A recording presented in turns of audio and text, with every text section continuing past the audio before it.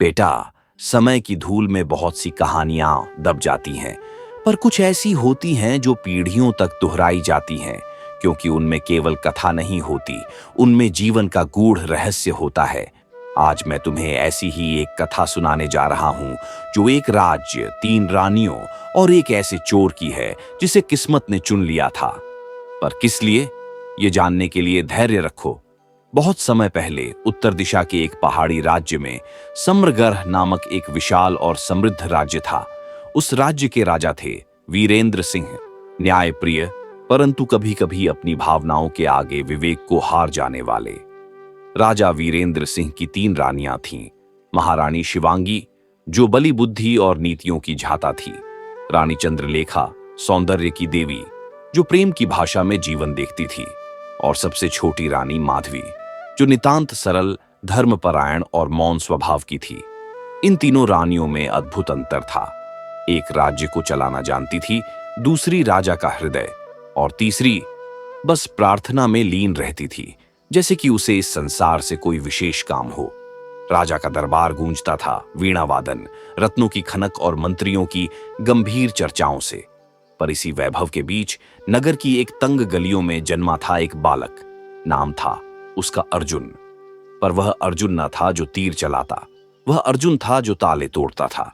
उसके पिता एक चोर थे और मां उसे छोड़कर कब की चल बसी थी।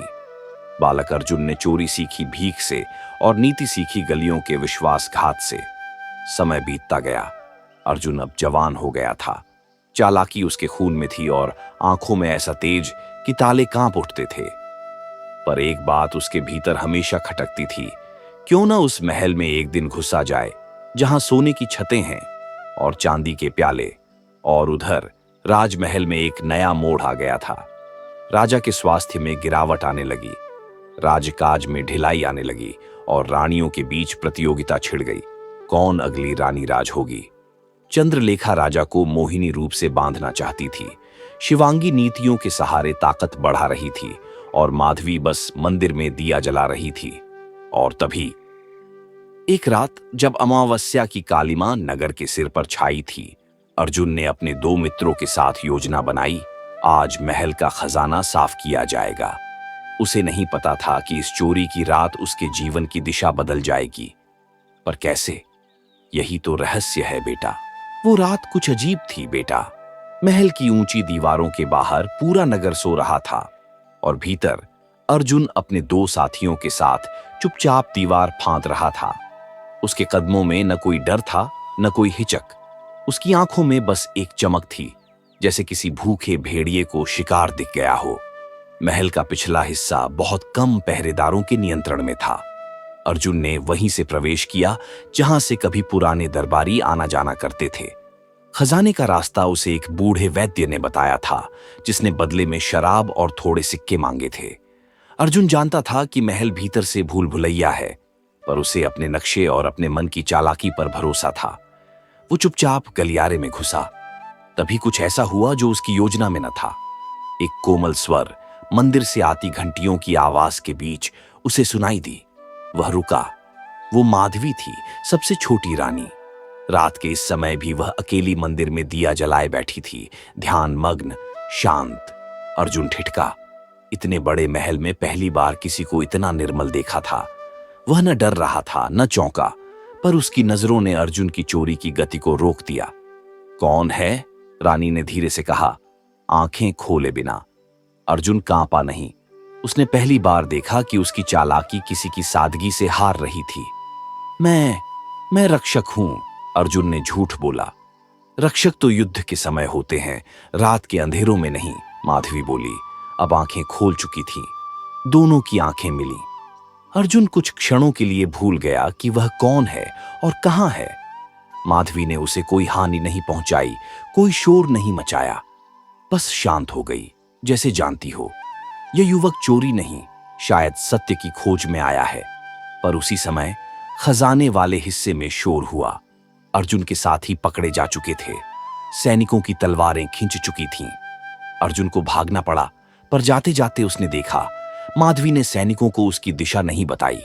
वो महल से बच निकला, पर कुछ उसके भीतर रह गया था। अब उसके मन में खजाना नहीं, वो शांति थी जो माधवी की आंखों में थी। क्या यह प्रेम था या फिर कोई प्राचीन आरण? उधर महल में तूफान उठ चुका था। चोरी की कोशिश के कारण राजा क्रोधित थे। शिवांगी ने इस घटना को अपनी राजनीति में उपयोग करना शुरू कर दिया। राजा अब निर्णय लेने योग्य नहीं रहे, वह मंत्रियों से कहने लगी। चंद्रलेखा ने इस मौके को और बढ़ाया। रानी राज की पदवी तय होनी चाहिए। माधवी चुप रही। उसने सब कुछ देखा, सुना, समझा और सब कुछ अपने भीतर सहेज लिया। पर वह नहीं जानती थी कि जिस चोर को उसने जाने दिया वो अब सिर्फ चोर नहीं रहा। अर्जुन कई दिनों तक छिपा रहा, कभी किले से बाहर के जंगलों में, कभी नगर की भीड़ में। पर जिस चोर का जीवन अब तक सिर्फ धन लूटना था, उसके दिल में अब कुछ और ही हिलोरें उठने लगी थीं। माधवी की आंखें, वो चुपचाप देखती हुई आंखें, हर रोज उसकी नींद में उतरती थीं। उसके लिए पहली बार किसी ने डर के बिना देखा था और पहली बार किसी ने उसे मानव की तरह समझा था। वो रात की चोरी उसकी आखिरी चोरी बन गई थी। वो अब रोज नगर के मंदिरों के पास बैठता, साधुओं की बातें सुनता और धीरे धीरे उसके भीतर की जंग ठंडी होने लगी। पर एक दिन कुछ ऐसा हुआ जिसने उसे फिर से खड़ा कर दिया, पर इस बार चोरी के लिए नहीं, बल्कि न्याय के लिए। एक वृद्ध दरबारी जो राजा का पुराना विश्वास पात्र था, मंदिर में उससे मिला। उसने अर्जुन को पहचाना, वही जो खजाने की चोरी में नामजद था। पर आश्चर्य की बात यह थी कि उस वृद्ध ने उसे बंदी नहीं बनवाया, बल्कि कहा, तू चोर नहीं, राजा का रक्षक बन सकता है। अर्जुन हंस पड़ा। एक चोर रक्षक? कभी कभी ईश्वर चोरों को चुनता है जब महल में सारे वफादार बिक जाते हैं। वृद्ध ने उसे बताया कि शिवांगी और चंद्रलेखा अब खुलेआम शक्ति के लिए लड़ रही थीं। मंत्रियों को खरीदा जा रहा था और राजा दिन ब दिन कमजोर होते जा रहे थे। माधवी अकेली थी और खामोशी से सब देख रही थी। पर हर चुप्पी के पीछे एक तूफान पल रहा था। अर्जुन ने निर्णय लिया, वह महल वापस जाएगा, लेकिन इस बार चोरी के लिए नहीं, सत्य को उजागर करने के लिए। उसने कुछ पुराने रक्षकों से संपर्क किया जो अब दरकिनार कर दिए गए थे क्योंकि वे बिके नहीं थे। उन सब ने अर्जुन को पहचाना, पहले डर से, फिर श्रद्धा से, क्योंकि उसकी आंखों में अब कोई स्वार्थ नहीं था। दूसरी ओर माधवी ने राजा के गिरते स्वास्थ्य को छिपाया नहीं। उसने दरबार में स्पष्ट कहा, यदि कोई नया उत्तराधिकारी चाहिए तो उसे न्यायप्रिय होना चाहिए, न कि लालची। शिवांगी ने इसे चुनौती माना। चंद्रलेखा ने अपने प्रभावशाली पिता को बुलाया जो सीमांत राज्य के सेनापति थे। राज्य अब युद्ध की कगार पर था, बाहरी नहीं, भीतर का युद्ध। उसी रात अर्जुन एक बार फिर महल में घुसा, पर इस बार उसके हाथ में हथियार नहीं था, एक सच्चाई थी। उसने कुछ मंत्रियों के सामने शिवांगी और चंद्रलेखा की गोपनीय बातें उजागर की जो उसने वृद्ध दरबारी की मदद से जुटाई थीं, और अंत में वह माधवी से मिला। मैं तुम्हारा अपराधी हूं, अर्जुन ने कहा। माधवी ने उसकी आंखों में देखा, फिर कहा, नहीं, तुम स्वयं को पा चुके हो, अब जो तुम हो वो इस राज्य को चाहिए। अर्जुन समझ नहीं पाया कि ये क्षमा थी, प्रेम था या ईश्वर की योजना। लेकिन उसकी परीक्षा अब खत्म नहीं हुई थी। एक अंतिम तूफान आने को था जिसमें यह तय होना था कि क्या एक चोर सच में रक्षक बन सकता है, और क्या 3 रानियों में से कोई सच में राज्य की योग्य अधिष्ठात्री है। महल के आंगन में अजीब सन्नाटा था। राजा वीरेंद्र सिंह अब बिस्तर से उठने योग्य नहीं थे। उनका शरीर जर्जर हो चुका था, पर आंखों में अब भी चमक थी, जैसे सब जान गए हों। शिवांगी और चंद्रलेखा दोनों ही अब अपने अपने खेमे में तैयार थीं, एक शक्ति के लिए, दूसरी छल के लिए। दोनों के पास सैनिक, धन और षड्यंत्र थे। माधवी, वह अब भी मौन थी, पर उसका मौन अब कमजोरी नहीं, चेतावनी बन चुका था। अर्जुन ने वृद्ध दरबारी के साथ मिलकर सभी गुप्त साक्ष्य एकत्र किए, दस्तावेज, षड्यंत्रों की चिट्ठियां, रिश्वतों के प्रमाण, और वह सब कुछ जो राजा को अंधकार में रखने के लिए किया गया था। लेकिन उसने अंतिम चोट तब की जब वह स्वयं दरबार में खड़ा हुआ। पूरे दरबार के सामने अर्जुन ने नतमस्तक होकर राजा को सब बताया। शिवांगी हंसी। एक चोर की बात पर राज्य चलेगा, ये कैसा न्याय है? चंद्रलेखा ने व्यंग्य से कहा। जो महल की छाया से भाग न सके वो अब उजाले का रक्षक बन रहा है। राजा ने पहली बार कई दिनों बाद आंखें खोली। उनकी आवाज धीमी थी, पर शब्दों में गूंज थी। वही व्यक्ति जो अंधेरे में गिरकर उठता है, वही उजाले की कीमत जानता है। अर्जुन ने जो कहा, मैं उस पर विश्वास करता हूं। मंत्रियों की सभा में खलबली मच गई। शिवांगी और चंद्रलेखा अब अलग अलग चिल्ला रही थीं। राजा ने आदेश दिया, राज्य का उत्तराधिकारी वे नहीं होंगे जो मेरे रक्त से हैं, बल्कि वे होंगे जिनमें धर्म की चेतना है। और फिर राजा ने अपना हाथ उठाया और माधवी की ओर इशारा किया। राज्य की रानी अब माधवी होगी और इस राज्य की रक्षा और न्याय का कार्यभार उसे दिया जाएगा जो मृत्यु के सामने सत्य लेकर खड़ा हो। अर्जुन। माधवी की आंखें भर आईं।